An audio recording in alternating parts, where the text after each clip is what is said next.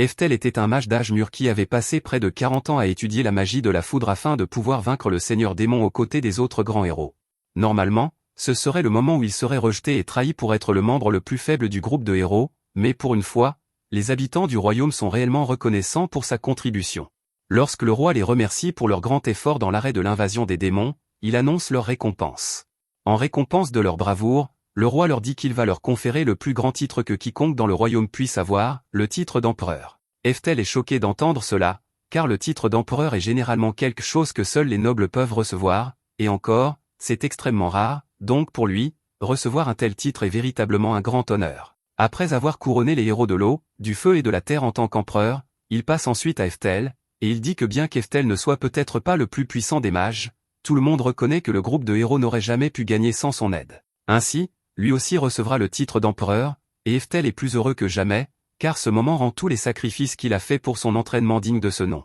Plusieurs années passent, et Eftel est maintenant un vieil homme à la retraite vivant à la campagne. Il passe la plupart de ses jours à former les jeunes enfants qu'il a recueillis au fil des ans. Pour la leçon d'aujourd'hui, Eftel fait pratiquer aux enfants leur formation magique tout en équilibrant des rochers sur leur tête, afin de leur apprendre à maintenir leur concentration. Quelques-uns des enfants ont du mal au début, mais ils finissent tous par s'y habituer. Une fois qu'Eftel est satisfait, il leur dit qu'ils peuvent enfin faire une pause. Les enfants sont tous épuisés, et Eftel les félicite pour leur travail acharné, mais ensuite, il dit qu'il veut les voir pratiquer la magie de niveau 4 qu'il leur a enseignée la semaine dernière. Cependant, au moment où Eftel finit de dire cela, Merlin intervient et demande à Eftel s'il est sûr de vouloir continuer sans d'abord prendre une pause lui-même. Eftel voit qu'elle est vraiment inquiète pour lui, car il vieillit, mais il assure à Merlin qu'il peut encore plier les genoux sans le bruit du papier bulle, alors un peu de station debout ne va pas l'épuiser. Eftel se souvient du jour où il a trouvé Merlin pour la première fois. Elle était la fille d'une femme démon qui avait été prise dans l'une de ses batailles. Bien que Merlin fût un démon, Eftel décida de la recueillir, car elle n'aurait aucun moyen de survivre seule ici. Bien que Merlin soit probablement trop jeune pour s'en souvenir, Eftel est sûr d'avoir dû tuer des dizaines de membres de sa famille pendant la guerre, alors il se sent un peu coupable lorsqu'elle le regarde avec une telle inquiétude sincère. Pour l'instant, Eftel décide de poursuivre la leçon et dit à tout le monde de se préparer à revoir les sorts de niveau 4, mais Merlin intervient et demande à Eftel s'il pourrait plutôt leur apprendre de la magie de niveau 6 aujourd'hui. Les autres enfants ne comprennent pas pourquoi Merlin voudrait déjà apprendre la magie de niveau 6, alors qu'Eftel vient de leur enseigner la magie de niveau 5 hier, et Eftel est lui aussi un peu perplexe, car il ne s'attendait pas à cette question. Il voit que Merlin est impatient d'apprendre, mais il lui dit qu'il n'est pas nécessaire de précipiter les choses, car elle apprendra la magie de niveau 6 en temps voulu. Pour l'instant, il veut seulement qu'elle continue à pratiquer ce qu'elle sait déjà, car les fondamentaux sont très importants. Merlin est un peu déçu d'entendre cela, car elle voulait apprendre la magie le plus rapidement possible, mais elle comprend le point de vue d'Eftel et accepte de se concentrer sur les bases pour l'instant. Plus tard, nous voyons Merlin à l'entrée d'une forêt profonde et sombre, et elle est clairement terrifiée, mais elle se force à être courageuse et à affronter ses peurs pour pouvoir faire ses preuves. Merlin prévoit de tuer l'un des monstres qui se cache au fond de la forêt afin de prouver qu'elle est véritablement digne de s'appeler la meilleure élève de l'empereur de la foudre. Ainsi, elle pourra prendre en charge l'enseignement des autres enfants, et Eftel n'aura plus à travailler, ce qui lui permettra enfin de profiter de sa retraite. Elle sait qu'Eftel ne lui demanderait jamais une telle chose, mais Merlin veut l'aider de toutes les manières possibles. Le cœur de Merlin était à la bonne place, mais clairement son bon sens ne l'était pas, car pas même 10 minutes plus tard, elle court pour sauver sa vie en tentant de s'échapper de la forêt. Elle a rencontré un loup monstre, et toute la magie de niveau 4 qu'elle connaît n'a pas fonctionné sur lui. Chaque sort qu'elle lance sur le monstre manque sa cible ou ne parvient pas à infliger de dégâts significatifs, et le loup continue de la charger comme si de rien n'était. Elle réalise qu'elle ne pourra pas distancer le loup, alors elle décide de tenter sa chance et d'essayer de lancer un sort de niveau 6, bien qu'elle l'ait à peine pratiqué. Merlin commence l'incantation du sort, et bien que le loup charge toujours sur elle avec une intention meurtrière, Merlin parvient à rester concentré tout du long et à achever le sort, déclenchant un gigantesque éclair sur le loup. Merlin est extrêmement soulagé d'avoir réellement réussi à accomplir le sort, et elle est convaincue d'avoir vaincu le loup, mais à son horreur, le loup traverse l'explosion sans subir une seule égratignure et la projette au sol. Il s'approche alors lentement de Merlin, mais alors qu'il s'apprête à la dévorer, le monstre est soudainement abattu par un éclair bien placé. Merlin est ravie lorsqu'elle entend le crépitement de la foudre, car elle sait que cela signifie qu'Eftel est venu la sauver, mais ce sourire s'estompe rapidement lorsqu'elle voit à quel point Eftel est en colère, puisqu'il l'avait spécifiquement averti de ne pas entrer dans la forêt. Merlin se recroqueville de culpabilité et s'excuse pour sa stupidité. Eftel commence à faire la leçon à Merlin sur la nécessité d'arrêter de vouloir précipiter les choses, car un pouvoir qui n'est pas parfaitement maîtrisé avant d'être utilisé ne peut pas être qualifié de véritable pouvoir. Il lui rappelle que même la magie la plus puissante devient inutile si la personne qui la lance ne la comprend pas correctement. Alors qu'Eftel est en plein discours, le loup monstre se relève soudainement et apparaît derrière lui, mais Eftel ne se retourne même pas pour lui faire face. Il lui dit simplement, avec désinvolture, de ne pas l'interrompre alors qu'il est en train d'enseigner une leçon à son élève, puis il procède à l'atteindre avec de la magie de niveau 10, incinérant le loup en un instant. Un peu plus tard, Eftel ramène Merlin à la maison, et elle n'arrive toujours pas à croire à quel point Eftel avait l'air incroyable et impressionnant lorsqu'il a utilisé ce sort de niveau 10 plus tôt, mais Eftel lui dit de se dépêcher d'aller se coucher, car elle a eu une longue journée. Merlin accepte et s'apprête à aller se préparer pour le lit, mais soudain, Eftel tombe à genoux et se met à cracher du sang. Merlin se précipite à ses côtés, inquiète pour lui, et Eftel s'excuse de la laisser le voir dans cet état, car il sait qu'elle l'admire, mais Merlin révèle qu'elle était déjà au courant de la maladie d'Eftel. Elle l'avait remarqué il y a quelque temps, et c'est pourquoi elle travaillait si dur dans l'espoir de devenir la successeur d'Eftel, afin qu'il n'ait plus à se soumettre à autant d'efforts. Eftel a honte de réaliser que c'est son état qui a poussé Merlin à devenir si imprudente dans sa quête de puissance,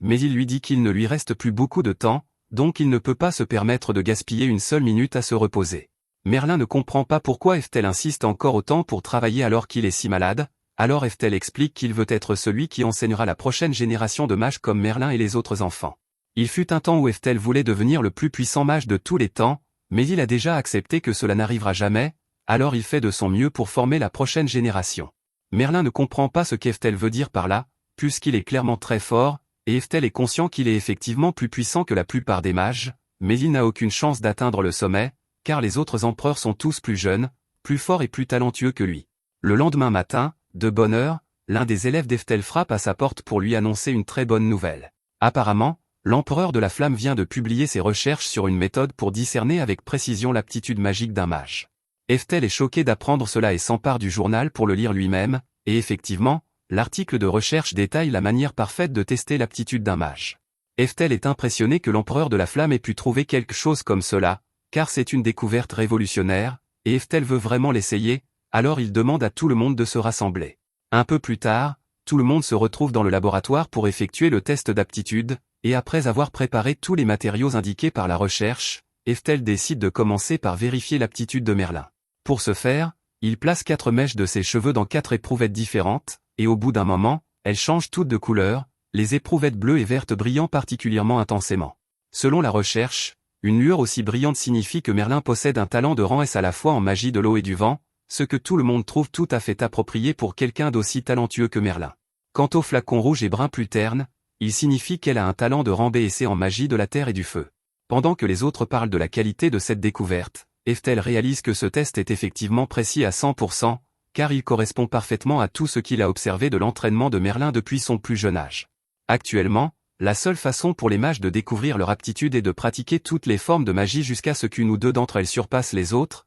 mais avec cette méthode, il devrait être possible d'évaluer le talent magique d'un mage dès sa naissance, afin d'optimiser son entraînement pour qu'il devienne plus fort qu'il ne l'aurait été autrement. Comme ce test semble être authentique, Eftel dit qu'il veut l'essayer à son tour. Au début, Merlin ne voit pas l'intérêt de le faire, puisqu'ils savent déjà qu'il est l'empereur de la foudre, mais Eftel veut savoir s'il a jamais eu ce qu'il faut pour devenir le plus grand. Au fil des années, il a dû travailler plusieurs fois plus dur que tout le monde juste pour suivre le rythme, et lorsque le test est terminé, Eftel découvre pourquoi. C'est parce qu'il n'a absolument aucun talent. Eftel est sous le choc, car les flacons restés clairs signifient qu'il n'y a pas la moindre parcelle de talent magique dans son corps. Au début, Eftel rejette complètement le résultat et suppose qu'il a dû faire une erreur dans les étapes de l'évaluation, mais peu importe le nombre de fois qu'il essaie, les résultats restent les mêmes. Il est forcé d'accepter le fait que la raison pour laquelle il n'a jamais atteint les sommets des autres empereurs n'est pas parce qu'il n'a pas essayé assez fort, c'est parce qu'il avait été totalement abandonné par les esprits. Le sentiment de trahison qu'il ressent est si profond qu'il finit par faire une crise cardiaque et s'effondre.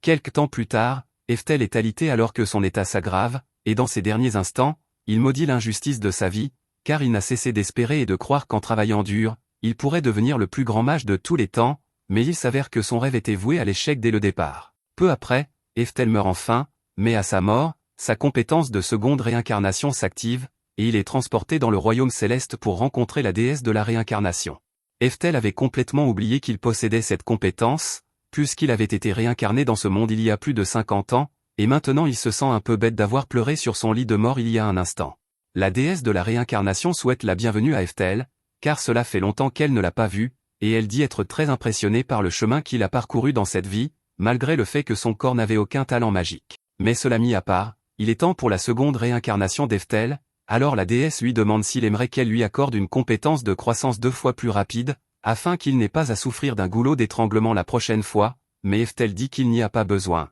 car il a déjà toutes les connaissances magiques dont il aura besoin pour atteindre des sommets qu'il n'a jamais pu dans sa vie antérieure. La déesse s'attendait plus ou moins à ce genre de réponse de la part d'Eftel, car c'est le genre d'homme qu'il est, et puisqu'il est prêt, elle procède à sa réincarnation dans sa nouvelle vie. La prochaine fois qu'Eftel ouvre les yeux, il se retrouve dans le corps d'un jeune garçon qui vit avec sa mère à la campagne. Sa vie ici est assez normale, mais maintenant qu'il a retrouvé les souvenirs de sa vie antérieure, il se faufile immédiatement dans la remise dès qu'il en a l'occasion pour essayer la méthode d'évaluation de l'aptitude développée par l'empereur du feu. Il espérait que dans cette vie, il pourrait enfin obtenir une bonne aptitude magique, afin de surpasser son ancien moi, mais à sa grande déception, il découvre qu'il n'a également aucun talent dans cette vie, et il commence vraiment à regretter d'avoir refusé cette compétence spéciale que la déesse lui avait proposée. Étant à nouveau complètement dépourvu de talent, il imagine qu'il va finir par être bloqué après avoir appris la magie de niveau 10, comme il l'a fait dans sa dernière vie. Mais alors qu'il est en plein désespoir face à son destin médiocre, il remarque soudain un dragon volant au-dessus de lui, et il semble se diriger tout droit vers la ville. Un groupe de chevaliers tente d'arrêter le dragon, alors Eftel essaie de courir après eux pour aller aider, mais il réalise alors qu'il n'est encore qu'un enfant de 4 ans ici. Il aurait probablement pu abattre ce dragon en un instant s'il avait été à son apogée, mais avec ce corps de bambin, il n'y a aucun moyen qu'il puisse lancer sa magie de niveau 10 d'origine. Cependant, alors qu'Eftel pense à son sort, son corps commence soudainement à réagir, et le sort qu'il a passé toute sa dernière vie à développer est accidentellement lancé, abattant le dragon d'un seul coup. Les chevaliers se rassemblent autour du dragon vaincu et sont vraiment perplexes, car ils ne savent pas comment le dragon a été abattu, et honnêtement, Eftel l'est aussi, car il n'aurait jamais pu s'attendre à ce qu'il conserve les compétences acquises à l'apogée de sa vie antérieure dans ce nouveau corps. 3 années se sont écoulées depuis qu'Eftel s'est réincarné dans ce corps, et grâce à ses études, il a compris qu'il se trouve bien dans le même monde qu'avant, mais 400 ans dans le futur par rapport à sa vie antérieure. Quant à sa famille actuelle, outre sa mère, il a techniquement aussi un père, mais il ne l'a jamais vu. Son père s'appellerait apparemment le duc Orkoth, et il se trouve être l'un des descendants d'Eftel, alors il espérait pouvoir le rencontrer, mais il n'a pas eu cette chance. Sa mère est l'une des nombreuses maîtresses d'Orkoth, mais elle n'a aucun talent magique, et les autres maîtresses ne l'apprécient pas car elles pensent que quelqu'un sans aptitude magique n'a pas sa place dans une famille de mages, alors elles l'ont envoyé vivre au milieu de nulle part, ce qui signifie essentiellement qu'Eftel n'est pas non plus reconnu comme membre de la famille. Frazier remarque qu'Eftel a l'air triste, alors il s'excuse de la façon dont il est traité, et il dit qu'il aimerait convaincre Orkoth de changer d'avis, mais jusqu'à présent, ce n'est pas facile. Frazier traite Eftel comme s'il était son propre petit frère, mais en réalité, Frazier n'est que le demi-frère d'Eftel, car Frazier est en fait le deuxième fils de l'épouse légitime d'Orkoth. Il a eu pitié de la situation d'Eftel et de sa mère et les aide ici et là depuis un certain temps déjà, alors Eftel l'apprécie et pense que Frazier est un homme bon. Frazier a déjà déposé de l'argent pour les aider à subsister pour le mois, mais il leur demande s'ils ont besoin d'autre chose avant de partir, et la mère d'Eftel le remercie pour sa considération, mais elle dit qu'il a déjà fait bien plus qu'assez pour eux. Ce n'est pas exactement la situation familiale idéale pour Eftel, mais honnêtement, il s'en moque tant qu'il peut continuer à étudier la magie. Frazier décide de rester prendre le thé avec Eftel et sa mère, et pendant qu'il est là, il demande à Eftel ce qu'il espère accomplir dans le futur, car il a remarqué qu'Eftel étudie beaucoup ces derniers temps. Eftel s'anime quand Frazier pose cette question, et il s'apprête à lui dire qu'il veut consacrer sa vie à l'étude de la magie, mais sa mère lui couvre la bouche et dit à Frazier que puisqu'Eftel n'a pas d'aptitude magique comme elle espérait que Frazier l'aiderait à s'inscrire à l'école militaire. Frazier semble ravi de cette idée, car lui aussi est allé à l'école militaire et en est sorti major de sa promotion en escrime, alors il pense que ce sera parfait pour Eftel. En fait, comme il a du temps libre en ce moment, il demande à Eftel s'il aimerait aller à l'arrière pour s'entraîner un peu à l'escrime en attendant, et avant qu'Eftel ait le temps de répondre, sa mère dit qu'elle adorerait ça. Un peu plus tard, Eftel est dans le jardin avec Frazier, et Frazier lui fait faire quelques exercices d'escrime de base. Eftel suit le mouvement pour l'instant, car il voit à quel point Frazier est excité qu'il aille à l'école militaire comme lui, et il est sûr qu'une partie de cela est due au fait que Frazier est attentionné envers le manque de talent magique d'Eftel, mais Eftel est sûr de ce qu'il veut, alors il dit à Frazier qu'il veut étudier la magie. Frazier regarde Eftel avec de la pitié dans les yeux, car il pense qu'il est juste délirant, et il essaie de lui expliquer qu'il n'y a pas de honte à accepter qu'il y a des choses pour lesquelles on n'est tout simplement pas doué, mais Eftel insiste sur le fait qu'il veut aller à l'académie de magie quoi qu'il arrive. Alors Frazier propose un défi. Il dit à Eftel qu'il va lancer un sort, et si Eftel parvient à le reproduire, il sera autorisé à entrer à l'académie de magie. Eftel est excité, car cela lui semble un test facile, mais intérieurement, Frazier se sent coupable de faire une chose aussi cruelle à Eftel, car il croit qu'il est impossible qu'Eftel puisse jamais lancer de magie, donc c'est sa façon de faire réaliser à Eftel qu'il ne peut pas étudier la magie sans aptitude magique. Frazier commence à lancer un sort de vent, mais à la confusion d'Eftel, il voit Frazier utiliser une incantation et faire une danse étrange pour lancer le sort. Quand Frazier a terminé,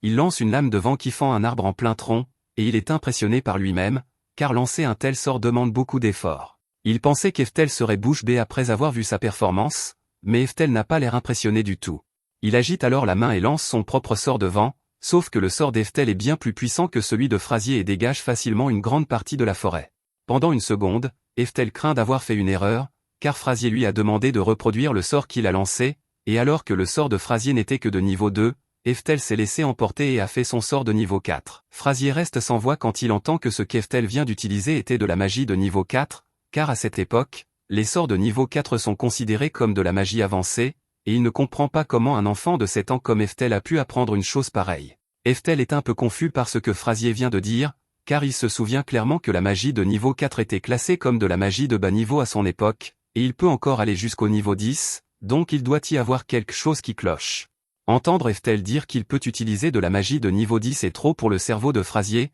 alors il finit par s'évanouir, et à en juger par sa réaction, Eftel commence à se demander à quoi ressemble vraiment la magie de cette époque. Il emmène Frazier dans sa chambre pour qu'il puisse se reposer, et pendant qu'il y est, il commence à lire des livres pour comprendre où en est ce monde en matière de magie. Il s'avère que, pour une raison inconnue, la magie a sérieusement décliné au cours des 400 dernières années, au point que quelque chose d'aussi basique que le lancement de sorts sans incantation est pratiquement un art perdu. Quelques instants plus tard, Frazier se réveille et il panique toujours à propos d'Eftel capable d'utiliser une magie aussi puissante, mais Eftel parvient à lui faire croire que quand il a lancé ses sorts, il a détruit l'arbre et qu'un morceau de bois lui a accidentellement volé dans la tête de nulle part et l'a assommé, donc tout ce qu'il pensait avoir vu devait être une hallucination. La raison pour laquelle Eftel s'est donné tout ce mal pour convaincre Frazier qu'il devait halluciner, c'est que si la magie de ce monde est vraiment d'un niveau aussi bas, il provoquerait un incident national s'il révélait son pouvoir, alors il décide de la cacher pour l'instant et d'étudier la magie en secret, tout en faisant semblant d'accepter d'aller à l'école militaire.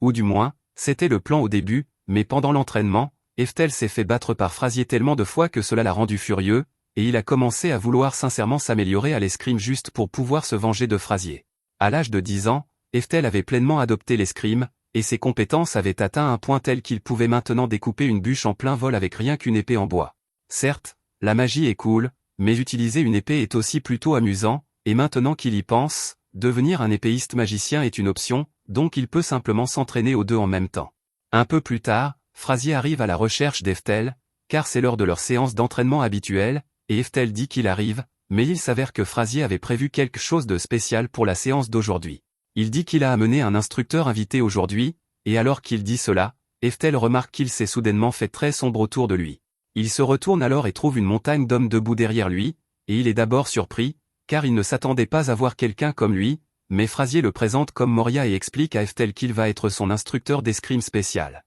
Moria est l'ancien capitaine des chevaliers, donc il est incroyablement habile à l'épée, et il veut affronter Eftel car Frazier n'arrête pas de vanter ses mérites. Il dit à Eftel de l'attaquer comme il veut, et il lui tourne même le dos pour lui faciliter la tâche, mais Eftel peut voir qu'il n'y a pas la moindre ouverture chez Moria, alors il n'ose pas bouger. Moria s'ennuie d'attendre qu'Eftel fasse le premier pas, alors il décide de frapper le premier, et Eftel parvient tout juste à esquiver le coup, mais Moria n'est pas impressionné pour l'instant, car n'importe quel épéiste novice aurait pu faire ça. Eftel sait qu'il n'y a aucun moyen qu'il puisse lutter contre quelqu'un comme Moria en termes de force avec son corps actuel, alors il se lance un renforcement physique, et Moria est en fait impressionné de le voir faire ça, car c'est une compétence avancée pour quelqu'un d'aussi jeune que lui. C'est l'une des raisons pour lesquelles Frazier pensait qu'Eftel était si spécial, car malgré le fait que, pour autant que Frazier sache, Eftel est incapable d'utiliser la magie, il a remarqué qu'Eftel a une quantité considérable de mana dans son corps et qu'il peut le contrôler aussi bien que n'importe quel mage. C'est pourquoi il est capable d'utiliser le renforcement physique avec autant de facilité.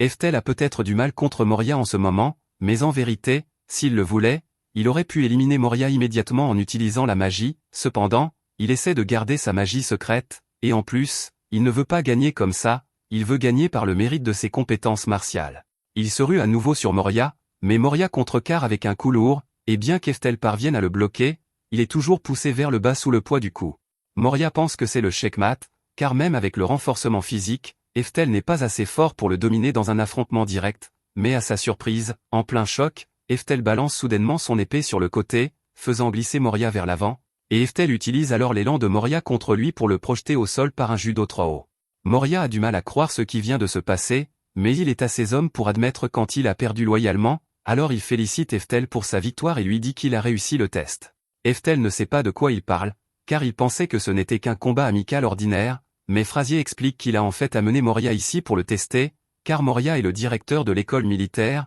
et comme Eftel a réussi à le battre, il a gagné son admission garantie. Cela dit, il va devoir attendre d'avoir 15 ans pour y entrer. Un certain temps passe, et Frazier est de nouveau chez Eftel quand un gros orage éclate. Il pense que le temps est vraiment mauvais dehors, alors il demande à la mère d'Eftel où il est, et elle lui dit qu'Eftel est toujours dehors en train de s'entraîner et qu'il ne va probablement pas rentrer, car il ne revient jamais tôt, même quand le temps est aussi mauvais. Pendant ce temps, du côté d'Eftel, il est dans la forêt en train de pratiquer ses sorts de niveau 10, et il est un peu frustré, car il est un peu lent en termes de temps d'incantation par rapport à ce qu'il voudrait, donc il a encore beaucoup de travail devant lui. Il adore les jours de pluie comme celui-ci, car il lui donne l'occasion de s'entraîner à la magie sans éveiller les soupçons, puisque tout le monde supposera que c'était juste un éclair ordinaire. Cependant, il n'a pas prévu la possibilité que quelqu'un vienne le chercher, car un instant plus tard, Frazier accourt vers lui, terrifié, car il vient de voir ce terrible éclair frapper près d'Eftel. Il lui demande s'il va bien, et Eftel dit qu'il va bien, mais Frazier commence à lui faire la leçon sur l'importance de ne pas se blesser,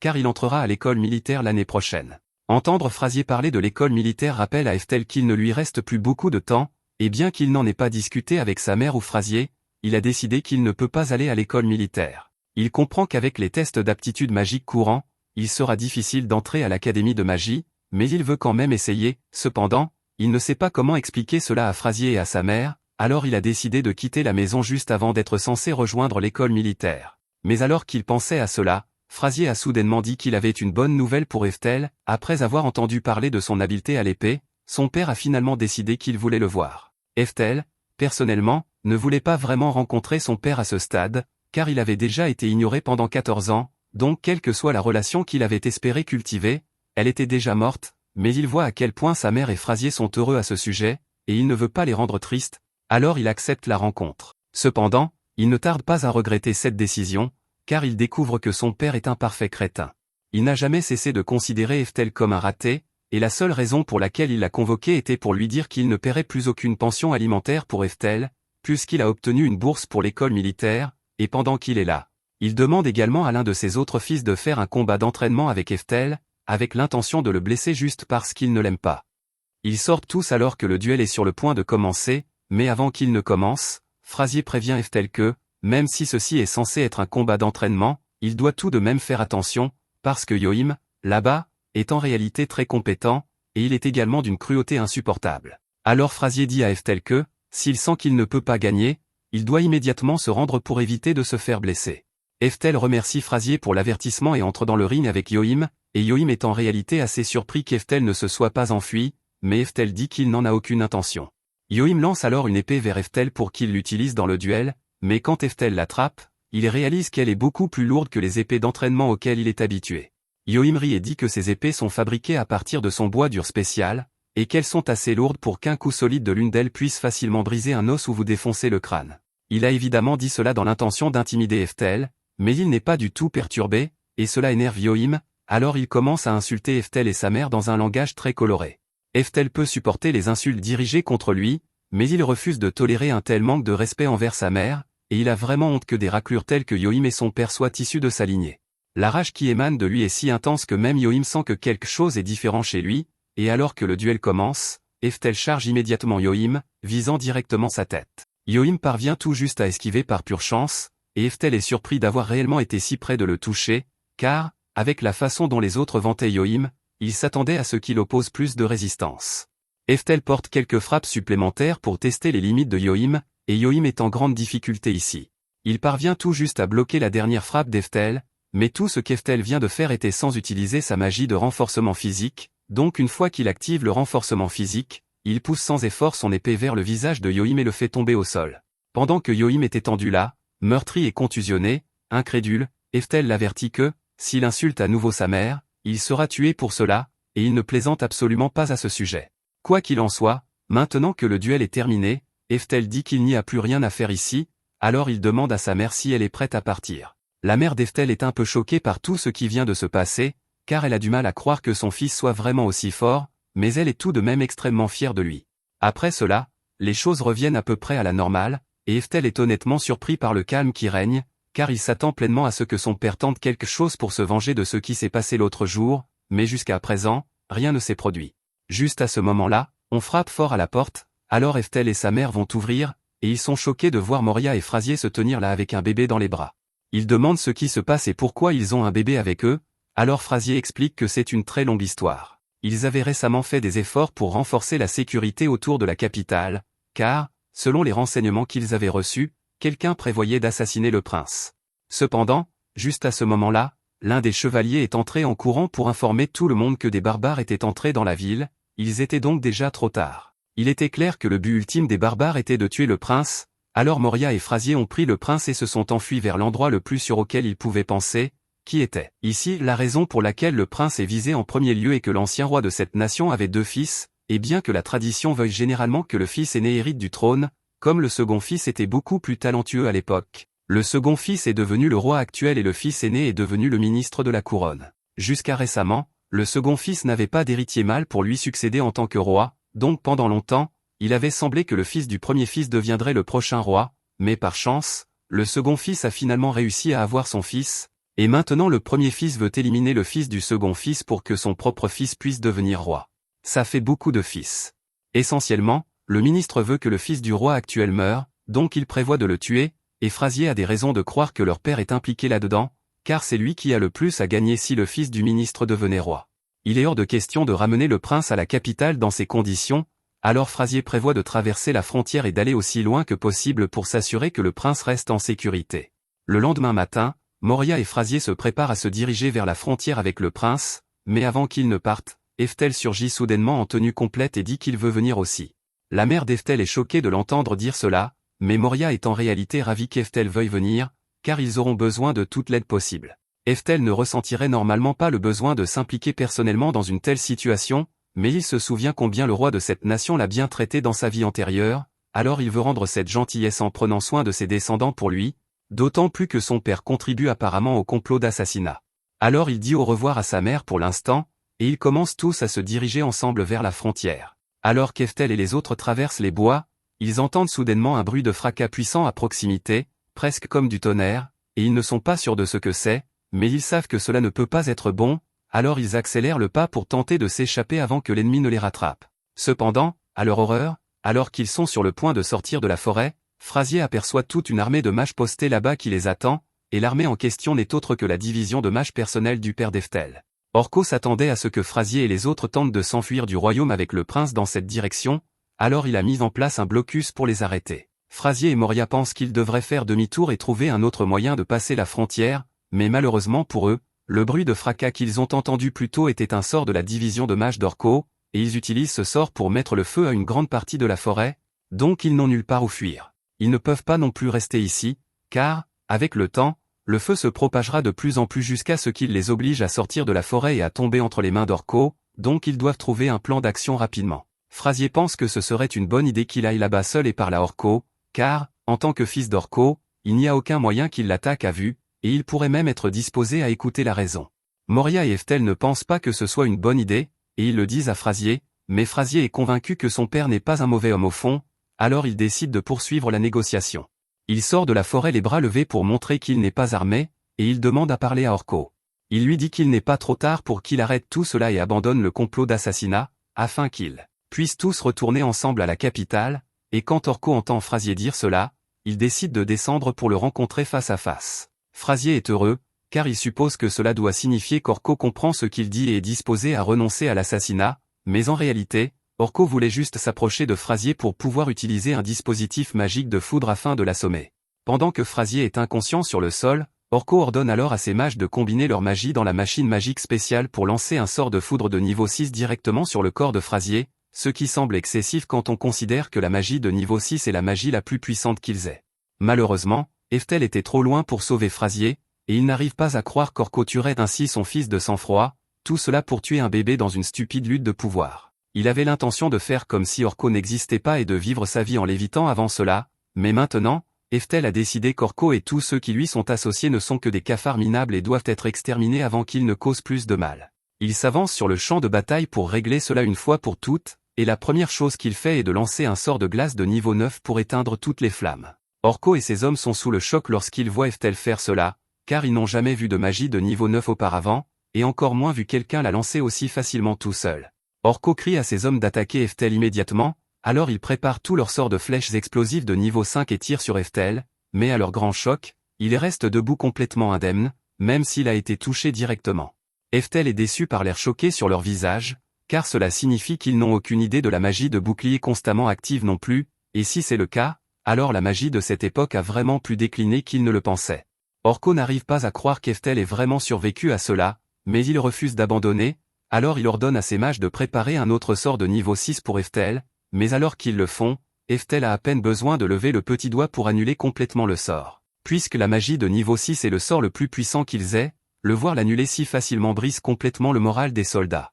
Eftel fonce alors au milieu de la formation ennemie et commence à les tailler en pièces les uns après les autres. Il n'a pas vraiment eu l'occasion de tester cela sur d'autres personnes auparavant, mais c'est l'occasion parfaite, alors il enduit son épée d'énergie magique et essaie de l'utiliser pour lancer un sort de niveau 2 sur l'un des mages, et c'est vraiment efficace, car cela finit par vaporiser le type. Après avoir vu Eftel tuer autant de mages avec si peu d'efforts, les mages restants sont terrifiés et essaient tous de fuir pour sauver leur vie, mais Eftel n'a aucune intention d'en laisser un seul survivre, alors il lève son bras et se prépare à leur montrer à quoi ressemble la véritable magie légendaire, avant de lancer un sort de foudre de niveau 10. Après que le sort d'Eftel a frappé le sol, chaque membre de l'armée d'Orko est réduit en cendres, et les seuls restants sont Orko et Yoim, non pas parce qu'ils sont forts ou quoi que ce soit, mais parce qu'Eftel a intentionnellement dressé un bouclier autour d'eux pour s'assurer qu'ils ne meurent pas. Bien sûr, cela ne signifie pas qu'il a l'intention de leur épargner la vie, en fait, c'est tout le contraire, car il a simplement pensé qu'une mort rapide et indolore ici serait trop facile pour des gens aussi méprisables que ces deux-là.